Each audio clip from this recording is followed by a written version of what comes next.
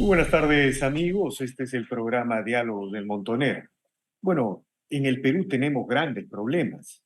Eh, las lluvias del ciclón Yaku están dejando en claro que el Estado, a pesar de tener enormes recursos, de tener recursos incomparablemente superiores incluso a los promedios de la historia republicana, a otros países de la región, no ha reconstruido. Y eso es un grave problema para el modelo económico. El Estado fracasa. Lo mismo uno siente cuando ve la violencia en el sur. Si bien es cierto, la violencia no es una expresión directa de la exclusión de los problemas económicos, sino que tiene que ver con una estrategia, a nuestro entender, del eje bolivariano.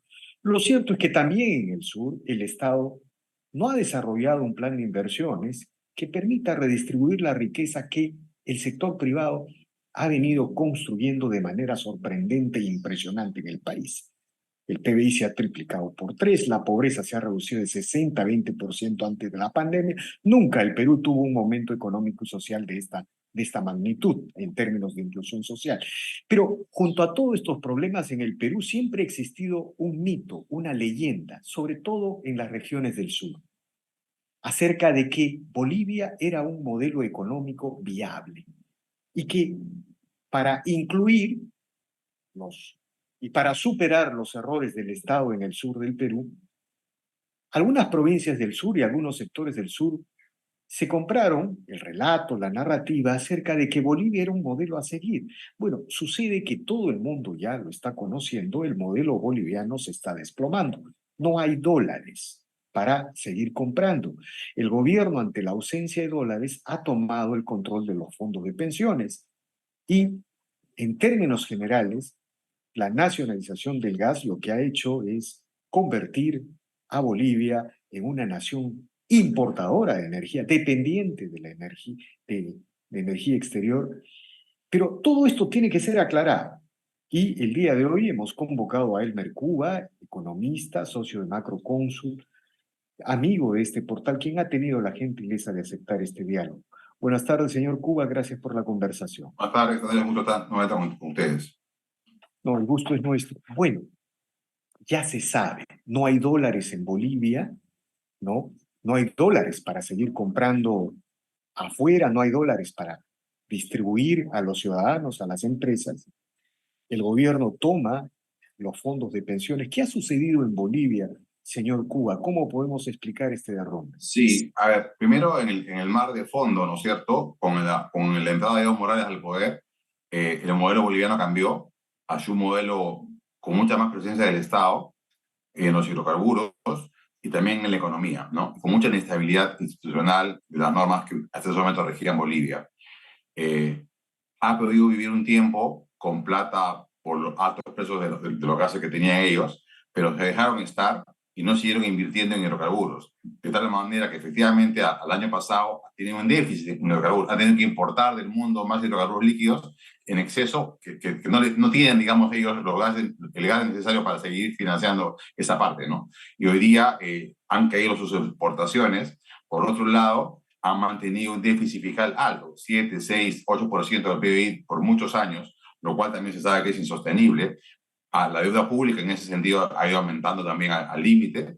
Se han dado con multilaterales y también con China, ¿no? Un exceso Han de deuda llegado al contra China 80, la deuda ha llegado al con China. 80% del PBI, que tengo Es entendido. correcto. Y además, no solamente eso, sino el riesgo país, digamos, medido por los puntos básicos. Perú tiene 200 puntos básicos, Bolivia tiene 1000, ¿no?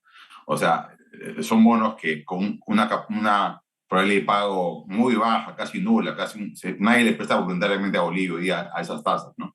Entonces han dilapidado eso y por si fuera poco, han seguido un régimen cambiario también explosivo. Ellos fijaron el tipo de cambio hace muchos años y no han querido devaluar, digamos, ¿no? Entonces no se han podido ajustar a las nuevas circunstancias y hoy día efectivamente para sostener el tipo de cambio que tenían han quemado reservas. Por ejemplo, el año 2015 tenían 15.000 millones. De 15.000 millones hace 6 años, ahora tienen 3.500, de los cuales el grueso es oro. O sea, ya cash puro en dólares es algo muy menor. Por eso que han sufrido un ataque especulativo y se espera una resolución muy compleja, ¿no? No sabemos hoy día cómo va a reaccionar sus autoridades. Una opción puede ser devaluar fuertemente, que no creo que hagan eso. Eso sería lo ortodoxo. Normalmente, para este tipo de Eso enfermedad, sería el sentido común. El lo que, sentido claro, la común. receta común del economista sería, bueno, tienes exceso de gasto público, déficit externo y tipo de cambio fijo, tiene que hacer dos cosas: cierra el déficit fiscal y devalúa. Lo que hizo el Perú en los 90, digamos, ¿no? Para cerrar el problema y pasar a la estabilidad macroeconómica. Ese no es el caso boliviano. Yo no creo que ellos hagan algo así, menos con Arce. Posiblemente, bueno, ya han estatizado las pensiones, ¿no? Y no es poco. En Bolivia el sistema privado de pensiones tiene más o menos 50% del PBI, ¿no? Que lo van a usar ahora para financiar el O sea, déficit fiscal. algo de 20.000 millones de dólares, el Sí, lo 50% tienen del ahí, PIB. digamos, a costa de los bolivianos y sus pensiones, ¿no? De los pensionistas futuros. Lamentablemente hay más espacio para financiarse de manera que al final tampoco tendrán 3 años más con esto, ¿no? Por el lado fiscal me refiero, para vivir un poco con eso, pero por el lado cambiario no, posiblemente tengan que devaluar y pueden irse a la Argentina, digamos, ¿no? Con varios tipos de cambio, con mercado negro. Yo creo que van en ese camino de argentinizarse, ¿no? Y por O sea, supuesto, a- inflación. antes de ir a un análisis mucho más profundo de el derrumbe del modelo boliviano, lo más probable entonces es que el gobierno boliviano evite la devaluación porque el efecto inmediato de una devaluación es que la pobreza en Bolivia, que creo que está en 35-40%, podría dispararse al 60%, ¿no? Es decir, eso significaría pérdida de popularidad inmediata, ¿no? Pero por otro lado, mediano y largo plazo de una economía con salud. Eso usted lo descarta como posibilidad para Bolivia. Lo que pasa es que no hay todavía mucho atraso cambiario en Bolivia. Como la inflación es baja, no necesitas una gran devaluación todavía. Con una devaluación pequeña, digamos, por decir 10%, pueden aguantar un tiempo. No tienen que devaluar 100%, porque no es ese nivel de presión que hay todavía. Entonces, o un camino sería devaluar, dejar el tipo de cambio libre; otro sería devaluar 10% y dejarlo un fijo ahí un tiempo mientras se defiende, ¿no? Y la otra ya es tipo cambio múltiple, como hemos tenido en Perú en los 80 o tiene hoy día Argentina, ¿no? Que para cada tipo de producción, de producto, tienes un tipo de cambio diferente. ¿No? Si tu hijo está en el extranjero, te manda plata, es un tipo de cambio distinto. O si vas a ir a comprar alcohol o whisky, es otro tipo de cambio, ¿no? Ahora, de alguna manera, para resumir las cosas, Bolivia está llegando a esa situación en la que estuvo el primer gobierno de Alan García, ¿no es cierto? Es decir, Es correcto. Pero no había solamente que les ha dólares. tomado más tiempo. Con García fue en 2 años y medio reventó todo, ¿no? Acá les ha tomado más tiempo porque han tenido buenos precios, digamos, ¿no? Digamos, pero este modelo está a punto de explotar, puede ser en 1 o 2 años, ¿eso es correcto? A ver, técnicamente ya es como un perro atropellado, ¿no? Un perro atropellado sigue corriendo, ¿no? O sea, el perro está muerto, pero sigue corriendo un tiempo, ¿no? De acuerdo, de Eh, acuerdo. es Ahora, algo así, o sea, su oxígeno son el fondo de pensiones, ¿no? Y con eso, que es algo terrible además, que eso no teníamos pues en los 80, ¿no? No teníamos fondo de pensiones a que echar mano. Ahora sí hay un fondo de pensiones a la Argentina, digamos, ¿no? Y es muy triste porque al final no van a poder sostener el gasto público. En Bolivia ha habido ciertas mejoras sociales por el gasto público, pero no son permanente, ¿no? Cuando uno hace mejoras sociales, lo hace con ingresos permanentes. Como el caso peruano, por ejemplo. En Perú tienes el MIDIS, programas sociales, pero tienes ingresos permanentes, ¿no? Lo puedes pagar. Allá no lo pueden pagar porque ha sido hecho con deuda. O sea, has mejorado prestaciones sociales, pero con deuda, ¿no? ahora, Eso no tiene sentido. ahora, por ejemplo, ¿cómo, digamos, la nacionalización del gas boliviano siempre fue una especie de narrativa especial de la izquierda latinoamericana y al lado de esta narrativa se producía el derrumbe, el colapso de Venezuela, ¿no? Acabo de leer una información que desde Maduro hasta la fecha el PBI de Venezuela ha caído en más de 80%, es una barbarie, ¿no? Entonces siempre Bolivia fue el modelo frente al colapso de Venezuela y era el modelo de la izquierda. Ahora, ¿cómo se produce esta falta de dólares? Por ejemplo, se nacionaliza el gas, las empresas privadas, las compañías privadas, dos o tres, siguen explotando y produciendo el gas y el Estado se encarga de la comercialización y la venta del gas, pero las empresas dejan de invertir en exploración. Entonces, desde el 2015 para acá, se ha caído como en 30, 40% la capacidad de venta de gas.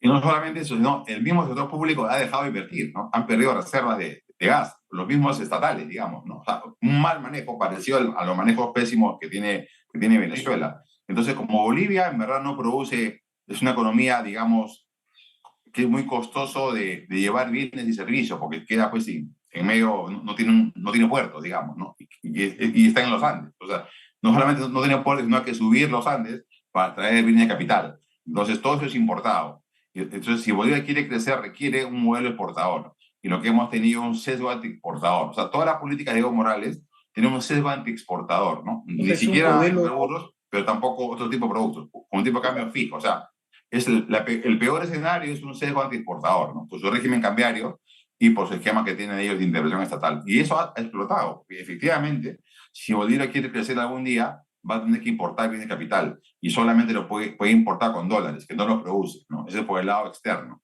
Y por el lado fiscal, efectivamente, ha tenido un gasto público excesivo, ¿no es cierto?, que no ha podido financiar sino con deuda, y ahora llega el día de pagar la deuda, ¿no? Ya es impagable, en verdad, no va a poder pagar la o deuda. sea, digamos, resumiendo las cosas, Bolivia tiene cierto oxígeno porque, bueno, le ha expropiado a los ciudadanos sus fondos de pensión, les ha robado, esa es la palabra, Les ha les ha robado y ese robado robo sus, le va a aguantar 3 años más. bueno, Por el lado fiscal, no por el lado cambiario, porque no tienen tantos dólares las OTPs, tienen más ahorros, digamos, no dolarizados. Entonces, por el lado fiscal, Bolivia puede aguantar un tiempo, ojalá que se ajuste, ¿no? Y haga lo correcto. Pero por el lado cambiario, sí, una devaluación es inminente, ¿no? En los próximos meses. No muy grande al inicio, ¿no? Porque, pero van por ese camino. ahora, ya plantea, digamos, esta primera aproximación al modelo boliviano, sería bueno establecer una comparación entre el modelo boliviano y el modelo peruano, ¿no? O sea, pero antes quizás sea necesario describir algo, ¿no? El PBI de Bolivia, pese a tener la misma extensión territorial que el Perú, es un PBI muy pequeño. Son alrededor de 40.000 millones de dólares el PBI. El PBI peruano sobrepasa los 200.000 millones de dólares, 220 Sí, mil Perú es millones 4 veces más grande, ¿no? Que Bolivia. Claro, también tenemos más población, pero el PIB per cápita, que es el mejor indicador, muestra una amplia superioridad de Perú, ¿no? el doble, ¿no? 2 veces es el PBI per cápita, Eh, considerando la población, ¿no? ¿No? Más o sí, menos. pero tomando en cuenta el valor de la canasta, ya que es más barato, sigue siendo más alto, fácil de un 50% más, ¿no? En promedio. De acuerdo. ¿Y cuáles son las diferencias fundamentales? El Perú tiene 72.000, más de 70.000 millones de dólares en reserva, quizá un poco menos, no sé. Pero ¿en qué se basan las diferencias de ambos modelos? Porque esto es muy importante que la gente lo entienda, ¿no? Porque el Perú está siendo golpeado, ha sido golpeado por el gobierno de Pedro Castillo. Eso es inevitable. Un gobierno con que surgió bajo una constitución contra la constitución, es un gobierno que gobernaba contra la constitución. Bueno, luego vino esta violencia destructiva del aparato productivo y ahora estamos enfrentando estos desastres naturales. ¿En dónde está la fortaleza del modelo económico peruano, señor Cuba?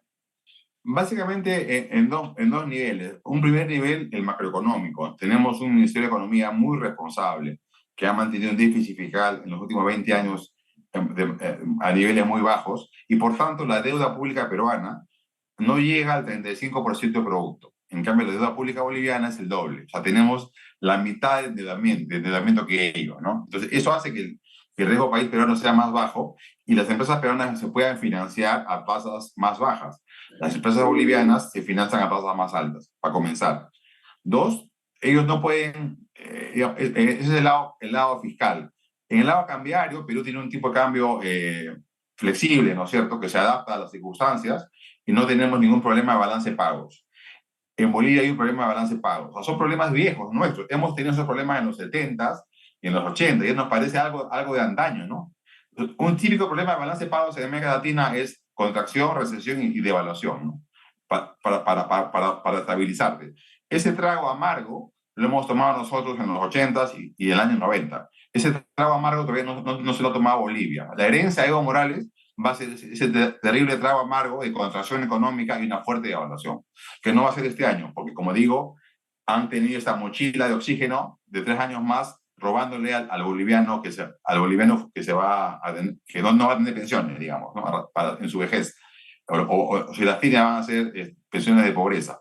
Eso le da más oxígeno, pero en ese camino igual vas perdido, ¿no? No puedes tener un país como Bolivia con déficit fiscales permanentes, ¿no? Ahora, la otra gran diferencia, Ah, perdón, y lo más no menos importante que lo macro es la economía de mercado, ¿no? En Perú hay libertad empresarial, libertad de precios, y en Bolivia no. Hay múltiples controles de precios y eso inhibe la inversión, ¿no?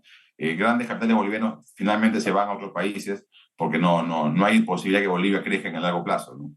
ahora, y eso es importante, ¿no? El Perú tiene un sector privado, uno de los más poderosos de la región en este momento, a pesar de la alta informalidad, ¿no? Yo recuerdo que en los años 80, eh, ningún grupo empresarial peruano aparecía entre los primeros 10 de América Latina. El día de hoy aparecen muchos. Y, y quizá la diferencia está también, una expresión de esa diferencia es el impresionante sector privado que se ha construido en el país, a pesar de la informalidad, de la creciente informalidad. ¿Qué nos puede comentar al respecto si tratamos de Sí, comparar? efectivamente, allá hay un enfrentamiento fuerte entre el sector privado y el Estado, ¿no? Y cuando eso ocurre, efectivamente, no es un clima para que la inversión florezca, el Sobre todo en empleo mejore Santa Cruz, ¿no? Santa Cruz en el así gobierno. es, y los salarios suban, ¿no? Entonces, acá no tenemos ese nivel, y espero que nunca lleguemos a ese nivel de descomposición social y de clases, ¿no? Y ese veneno que está en Bolivia, ojalá nunca lo tomemos, ¿no? Ahora, finalmente quería hacerle una pregunta al señor Cuba. ¿Cuál es su impresión de la situación del Estado, de la economía, frente a los desastres naturales de Yaku, frente a la urgencia de un plan de Sí, inversiones en el sur? mira, no. Antes de eso, primero una buena noticia. Puno ya está funcionando. O sea, hasta la semana pasada, Puno solamente podía operar sábados y domingos. O sea, los puneños no aymaras estaban bajo un estado de sitio, ¿no es cierto? Y no podían transar libremente en los mercados laborales y de bienes y servicios.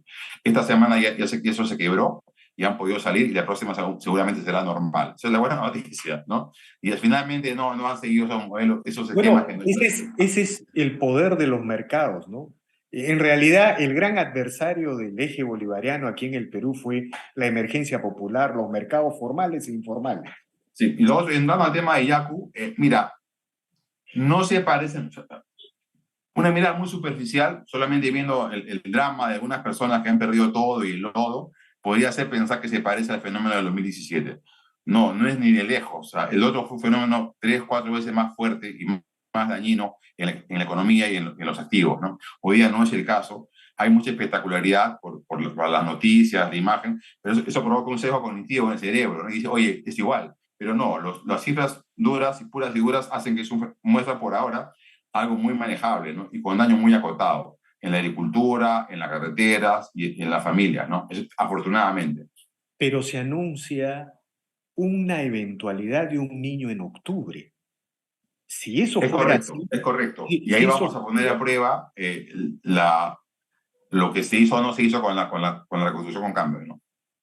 ¿y qué se puede hacer inmediatamente? ¿Qué recomendaciones podría usted plantear, señor Cuba? El tema básicamente del manejo de los caudales, ¿no? El reforzamiento de los ríos y las quebradas, eso es Pero se central. necesita cambiar legislación. No, lo que Algo. pasa es que el error ha sido el siguiente. Había plata con la autoridad con cambios y se le daba la iniciativa al alcalde o al gobierno regional, y este alcalde o gobierno regional ha pensado hacer solamente en el corto plazo, ¿no? Dice, en mi periodo, como no hay reelección, en mi periodo no va a haber un niño. En mi Qué periodo va a dañino, haber qué nada, va a dañino. haber mejor una escuela, una cancha de fulbito, lo que sea, porque en mi periodo, que es corto, no va a haber un niño. Entonces, claro, la obra realmente anti-niño la postergo, ¿no? Y es verdad, o sea, hemos diseñado un sistema político perverso que hace que el cortoplacismo se incluya en un alcalde, ¿no? Debería haber reelección indefinida, que el pueblo decida. Así como el mercado es la libertad, la gente también debe de elegir a un congresista indefinidamente si es bueno y sacarlo si es malo, ¿no?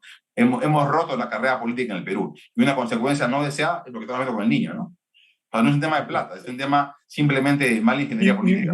usted diría que tampoco es un tema de legislación sobre No, regulaciones, la nada. Es regionalización. ingeniería política.